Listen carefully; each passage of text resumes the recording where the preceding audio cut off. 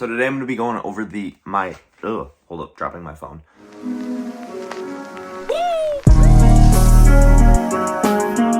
going to be going over the top things that I've like thrifted, flipped, find. I'm going to be going over stuff that is like the most amount of money that I've made. I'm going to be going over just the coolest stuff that I found throughout the year. I've got 20, 15, hold up one second. I've got 1, 2, 3, 4, 5, 6, 7, 8, 9, 10, 11, 12, 13, 14, 15, 16, 17, 18, 19. 19. I swear I had 20.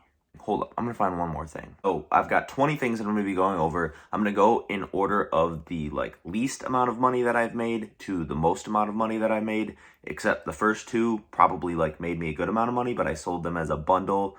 But you'll see what I'm talking about when I get into the list. But it's pretty much going to be least amount of money to number one being the most amount of money that I made. And then I'm going to just talk about like cool things that I found, where I found them, how I found them, all that kind of crap. The other thing before we get into the list, I said on the thumbnail that like 2K in profit, just to clarify that I'm a big baller. 2K in profit is just like on the stuff that is on this list. All in all throughout the year, I probably made like 10, 15,000 maybe off like thrifting, bins, clearance store, stuff like that. I don't keep a real tight track on my expenses because apparently I'm bad at running a thrifting business. Definitely do that. You should be keeping track of your expenses, profit, know how much you made. Like, this is not a good example, but pretty much how it happens is I'll buy like 5, 10 things when I go out on a run to like sell some stuff. I'll sell like 3 of them, cover my cost, and then everything that sells after that is profit. So I just kind of know that I'm always in the green. This was just me like ballparking that I probably made about $2,000 on the stuff that I'm going to talk about in this list. And before we get into the list, a word from our sponsors, frickin' me.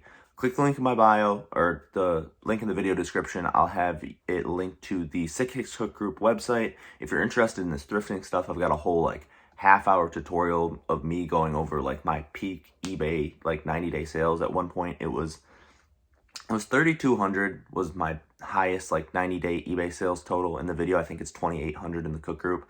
But yeah, I'll show you how to like get stuff, where I get stuff, what to look for, what to sell.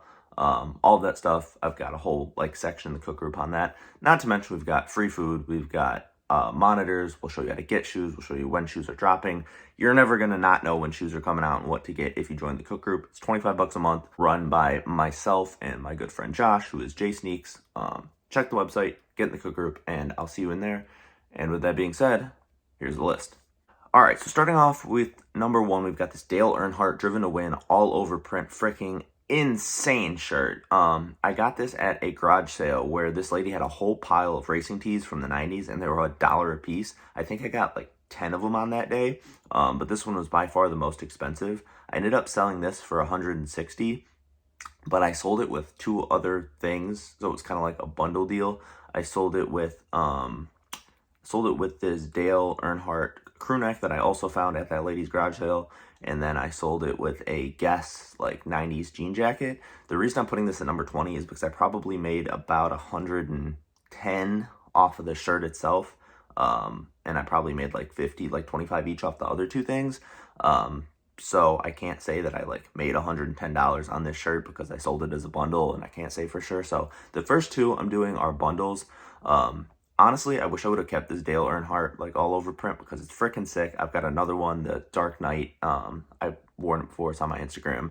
I probably should have kept this. Next up, we've got this Rolling Stones Voodoo Lounge band tee from 1994, I believe. 1994. I got it at the bins. I was so freaking hyped. I don't find a ton of band tees when I go to the bins.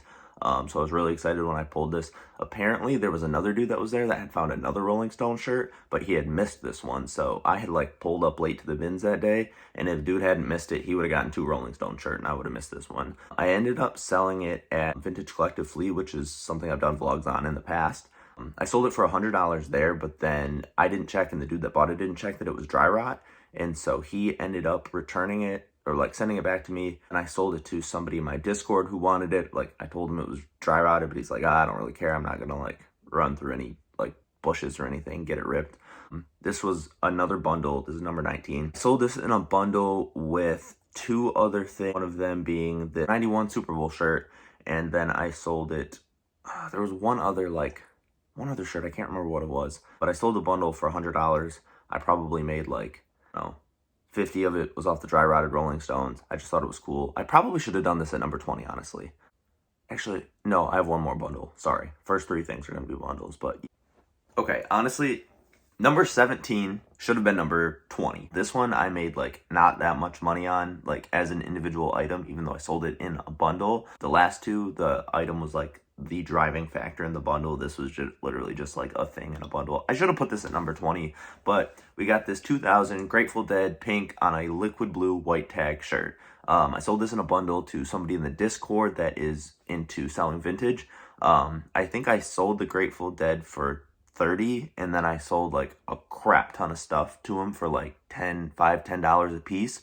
He was going to a vintage festival, and I had a bunch of stuff that I needed to move, and he needed a bunch of stuff, so it worked out that I sold him stuff for cheap, and he got a bunch of stuff for cheap. But this shirt was sick. I just had it for too long, didn't need it anymore, and wanted to hook it up. So yeah, it was a cool shirt. Should have put it at number 20, but as I'm thinking of things, I've got my list in order now. So from now on, from 16 to 1, it's going to be actually like the stuff that I made the most money on. Oh, the other thing is I'm not being super exact. I'm not like calculating like profit, except for on a couple of pieces where it actually matters. Most of the stuff like I got with a bunch of other stuff at the time and sold that other stuff. So it works out to like I paid $1 or something for based on the amount that I sold. Also not calculating eBay fees, because then I would have to like go and search through my history and stuff like that. So this is just a ballpark. Next up, we've got this Lakers freaking huge warm-up jacket that I ended up selling for $50 while I was still in the bins. I had found this giant Adidas warm-up jacket. It was like 3X. It looked like a freaking dress on me, and I'm like 6'1". And so I was like, I don't know if I'm gonna get this. Like, it's a cool jacket. If it was like a normal size, I'm sure it would fly right away, but like it's a 3X, so what am I gonna do with it? So while I was still at the bins, I put it up on eBay, and I'm like, if this thing sells before I leave, I will sell it. And like, I was going to check out, and it sold. Like, I think I had actually tossed it back. It sold, and then I went and got it back out of the bin. I put it up for like a $49.99 starting bid, and someone said, hey, will you sell this right now for $50? And I was like, well, actually, now it seems like worth a lot more than $50 now that you're asking, but I was going to leave it behind, so yeah, I'll take my $50 right away. I probably could have held out and gotten more, but I didn't know if this was just like the one dude in the world that was interested in this jacket, and I didn't want to hold on to it, so I took his $50. All right, next up, at number 16, we've got this band tee that I found in conjunction with another band tee on this list. This Pantera Reinventing the Steel band shirt.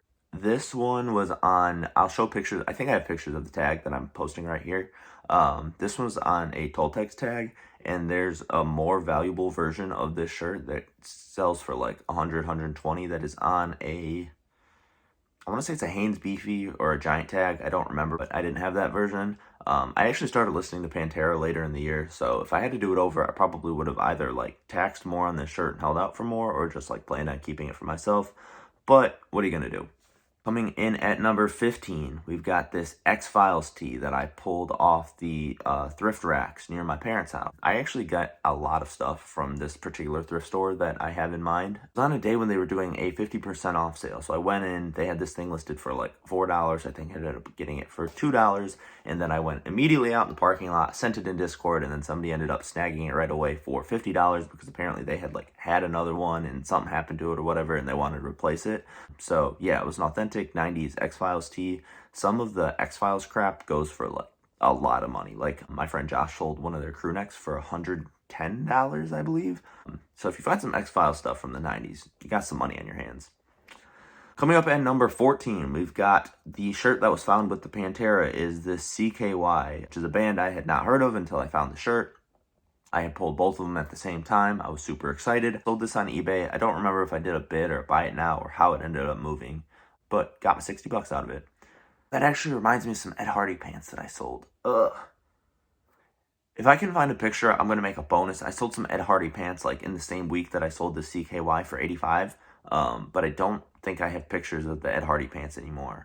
Oh, there's another bonus if I can find it is this orange like random racing jacket that I sold for $60 right around the same time as well. My eBay was popping. This was in like late April, my eBay was really on fire. I think that was actually when my eBay 90-day total had hit $3,200. But anyway, moving on to number 13 is this Florida Gators reverse weave that I found at a garage sale. I bought it with a couple of, what was it?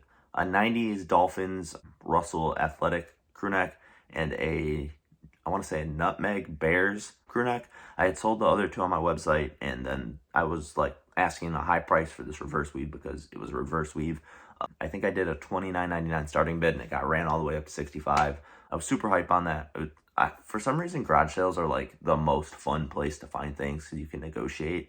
If you find something at like an antique store and they want like $30 for it, you can't really negotiate, but you can at a garage sale. And when you find stuff at a garage sale, you usually find like 10 things. You don't usually just go to a garage sale and find like one cool thing you want to buy, you know? So like when you hit, you hit. When you don't, you don't.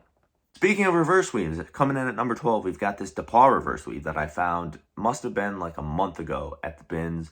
Not too crazy of a story here. It was a 2X. I considered keeping it just because like everybody's hype on reverse weaves and I didn't have one, but the sleeves were still like short on me. They fit real like boxy. I don't know if you've ever tried a reverse weave on, but I was trying to sell it for $150, but I had my offers on. I was ready to get lowballed and somebody sent me an offer for $65.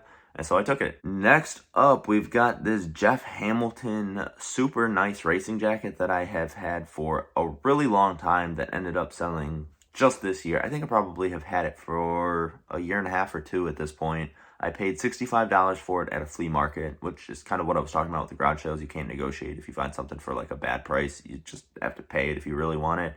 I would not have liked to have paid $65 for the jacket, and I held it forever.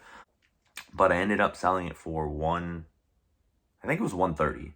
So I made like $65. And this is the kind of sale where I'm talking about where like it's important for me to explain how much I paid, because if I just say I sold it for $130, that sounds like a way cooler sale than it is. But yeah, it was a nice jacket. It was too big on me. It was like a 2X. Otherwise, I would have considered keeping that, especially for as long as I had to keep it anyway.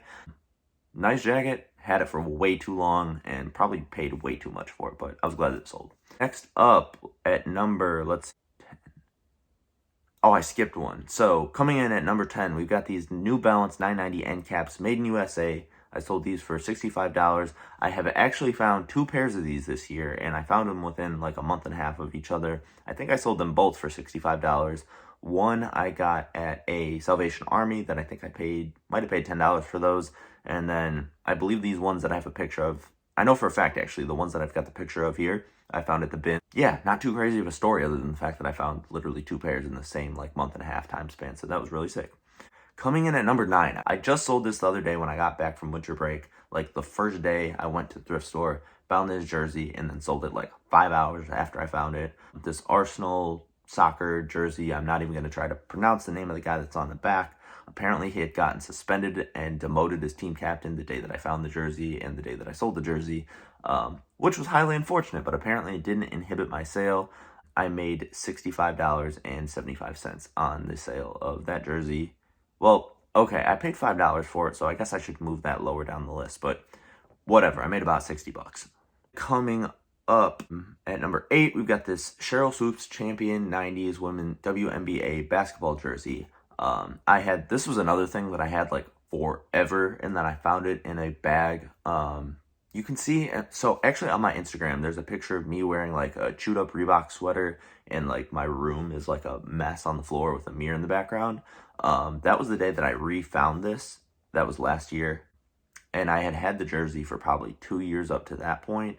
At the time that I found it, I had tried to take it into a vintage shop and see if they would buy it off of me. I think I was willing to sell it for like $5 at the time. I probably paid like $2 or $3, and they passed on it. And then Champion 90s jerseys got really, really hot, and then this ended up selling for $70. I had no idea what I had on my hands until I found it in that bag, and I like was just searching through it because I was like, hey, why didn't I like consider this more at the time? Just basically, I didn't know what I was doing, and so I completely ignored the fact that it was Champion jersey. But yeah, if you find even a WNBA Champion jersey from the 90s, there's your ticket to at least $70 like I made. As a catalyst to this next one, let me show this haul that I found at a garage sale over the summer. I got a bunch of like late 90s, early 2000s band tees all at this one lady's house. Do I want to tell the story? Yeah, I think I'll take the story. Okay. I guess I'll give you the story of the garage sale. This was like, I still think about this a lot. This was really like sad at the time. So I pulled up to this garage sale and there was just this little old lady sitting there, probably, I don't know, must have been in her 80s. And she was like, she just seemed really, really sad. At first, I just like saw all the shirts. So I was like looking through the shirts, and I was talking with her. And I was like, like, how'd you get all these? Like, yada, yada. And she was explaining that her granddaughter, I believe it was, had some kind of disease process. She had been in a wheelchair most of her life, and she ended up passing away like very, very recently.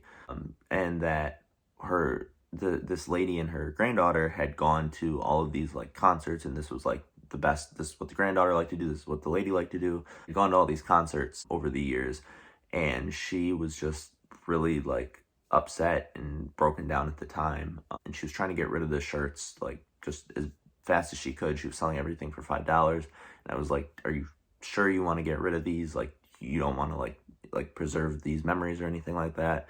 And she said, like, actually, I want everything like out as fast as I can. Like, it's just too hard for me to like sit and look at this and be with this stuff. And we had talked for a long time. I was probably with her for like 45 minutes or something, stopping off at this garage sale. A couple of people had come and gone, but most people were not really interested in the shirts. So, and they didn't know what was going on with this woman. So they just stopped by and left. And I had left her my phone number. I had offered to like get some lunch with her. She was like kind of close to she was probably within a half hour of where I lived, where I was like hitting garage sales at the time. I told her to call me if she needed anybody to talk. She didn't have a husband. She just lost her granddaughter. I didn't know about the rest of her family. She never ended up calling me. I had offered to take her to my church, to meet some people, to try to like get her out of her house a little bit. I didn't end up hearing from her, but I just hope that she like found some peace. So yeah, when I talk about like finding these shirts or whatever, I'm not like, oh, like glad I got one up on this lady or what. She like left an impact on me, which is not something you expect going to a freaking garage sale. I was glad that I got the shirts. I was appreciative to her for like selling them for so cheap from like a business side of things. But from like a personal side of things, I definitely do still think about her and hope she's doing well. So yeah, that was the story behind this garage sale haul. Back to like the lighthearted nature of the video. But yeah, that was my interaction with her. So interaction aside, I'm just talking about the t-shirt side of things now. Coming in at number 7, we've got this 2002 M&M Show shirt. It was a size small that ended up selling for $80. I've got one that is the exact same, except mine doesn't have the back hit on it. And honestly, I wanted to keep this, but there was no way I was going to be able to turn a small into an extra large. There was no way I could even turn it into a medium because my friend Josh wanted it. I had it for a couple of weeks before it ended up selling. I tried all kinds of ways to tax on it. I tried to get like $150 because M&M shirts are way, way more expensive than when I first started buying them. Like I got a 1999 Slim Shady LP long sleeve that I paid $100 for, and now that shirt's probably worth like, I don't know, $300-400 maybe. I haven't checked lately. But yeah, M&M Show 2002 t-shirt. Next up, coming up at number 6, we've got this polo like sweatshirt crew neck thingy. I got this in a trade with my friend Yuli, who's like Chamberlain Vintage on Instagram. He's been in my last couple of vlogs.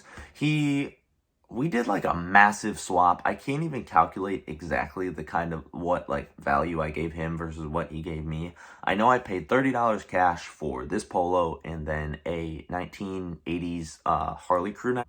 And I sold the polo for $90, and like I could sell that frickin' Harley for $30 and call this $90 profit like right now if I wanted to. But the Harley's probably worth $75 or more. So I'm holding out for that. But I'm gonna call this a $90 sale because it makes things sound nice and cool. It was tagged large, but it was massive. I think I sold it as a 2X. I don't really wear red because I had like red cheeks growing up. I don't know if like whenever you get like embarrassed, your cheeks turn red. I never like wearing red because then I get embarrassed and you're the same color as your sweatshirt. It's a bad look if anybody has had that experience as a teenager or as an adult. It happens to me sometimes still. Oh, coming in at number 5, we got the Stevie Nicks Liquid Blue band shirt. It was a size medium, made in USA, single stitch. Found it at the bins. I had it for way too long because I was trying to ask way too much for it. and then I was still really probably asking too much for it at the time that I sold it for $95. But I think what happened is the comps when I had first found the thing were like 150, and so I never got it out of my mind that it was worth 150, and so I wanted a lot of money for it, even though I probably could have sold it for like $40 many months earlier. That was an eBay sale. Cool shirt. If it, what am I saying? I would have kept that. I don't even know who Stevie Nicks is. Anyway, oh, number 4 is interesting. So you're probably not going to expect this. Like, of all the stuff that I've covered, you're not going to think, oh, this is naturally going to be in 4th place. But it is another bundle that I decided to not put towards the bottom of the list because apparently I can't keep with my own rules in this video. But I got these 3 pairs of giant freaking denim overalls that I sold really fast, and I sold them for like a lot of profit. I paid $20 for the 3. I actually, going back on what I said about how you can't negotiate at thrift stores, the total was supposed to be $30, but I only had $20 in cash on me, and so I said, can you just take this? And they're like, yeah, that's fine, take them. They were all huge, they were all different brands, but what I did is I put them all up for $29.99 starting bids, and then I pulled some shenanigans with the shipping that like I try not to do because it can get you like bad reviews on eBay, or it can like get your packages caught up in the post office. So I don't do it like very often, especially because normally I'm selling like light items like t-shirts and stuff, so you can't really get away with it. But I like way exaggerated the weight of the overalls, so people ended up paying like $15 in shipping. And then what I did is I got shipping labels for like $5, and so I got $40 for all of the overalls, and I paid $20 for the lot, so I made like $100 profit on these 3 like random overalls. I felt so freaking sick after I sold these because I'm like, I can walk into any store, I can make money on anything. Like, give me some overalls, I'll sell them on eBay. I'm just a hustler, man. Even though that was like probably the most unique thing that I sold this year. I actually sold a couple of pairs of overalls throughout the year. I sold like FedEx like insulated overalls. I sold like Levi Silver Tabs overalls. So I don't know, apparently overalls just moved, but I felt really sick after the sale. And it made me a good amount of money.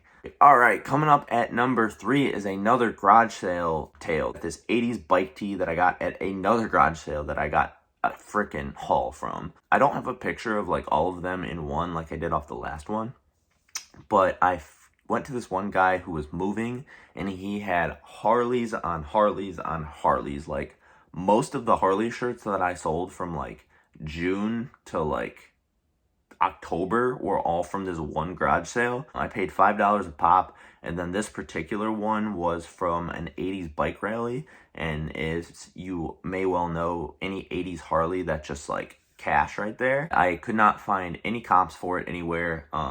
I was just in the mood to tax, and so I think I put it up for $250, $300 with offers on. Somebody sent me a $180 offer, and my mind was absolutely blown. Jaw hit the floor, and forehead was about to hit the ground because I could not believe somebody was actually about to offer me $180 for this thing. I think I measured to be like a medium or small, and I still can't believe that I sold it, which actually kind of goes with the next 2 things that I also can't believe that I sold. Coming in at number 2, we've got this MLB Boston jersey that I got at the Nike clearance store. I don't remember exactly what I paid. The lowest I would have paid for it was $30. The highest I would have paid for it was $60. So profit was anywhere from like $190 to $220, excluding fees and stuff like that. I was just at the clearance store. My friends came to town. We all went and like checked it out, wanted to see what we could see. There was this lone jersey hanging on the rack. I don't know that this is like a good rule to follow, but I find when you go to the clearance store and there's like one of something, there's usually like a reason for it. It's usually something that's pretty good, and they didn't get like a lot of returns. They didn't get like a lot of them back. This was like a $450 retail jersey, and I probably could have gotten close to that, but I wanted to sell it quick, and I think I ended up selling it within like 5 days of buying it.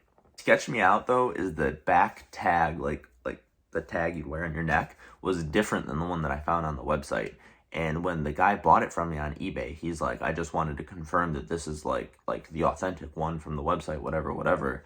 And I'm like, in my head, I'm like, I got it from the Nike store, but I don't know if it's like the one that you're looking for. So I'm like, well, I'm going to send it out, and then if he wants to return it, I'll let him return it. We'll see what happens, because it was not the same tag on the back. But he got it, and he left me a positive review. So apparently it was the jersey he was looking for. And again, it was $450 jersey, and I sold it for $250. Probably could have gotten more, but yeah, dude got a steal, and I got a good amount of money, so I was really hyped with that. Then coming in at number 1, we had this 1999 Tatiana Ali Winterland Blank tour shirt. Sold this for $230 on eBay. This was in that garage sale Bantee haul that I was talking about 2 seconds ago. Paid what worked out to be $5 for this shirt. This was the craziest sale ever because I could not find any comps for it. This was another situation where I was just like in the mood to tax. I didn't even know who Tatiana Ali was until I did some research after the garage sale. I just saw that it was on a Winterland Blank, and anytime you see anything on a Winterland Blank, it's probably gonna be worth some money. And so I threw it up for, I think the highest I ever had it up for was $350. I messed around with the price a little bit on this one, but the guy was really excited when I accepted his offer. I don't know if he was like a big fan or just like thought the design was cool.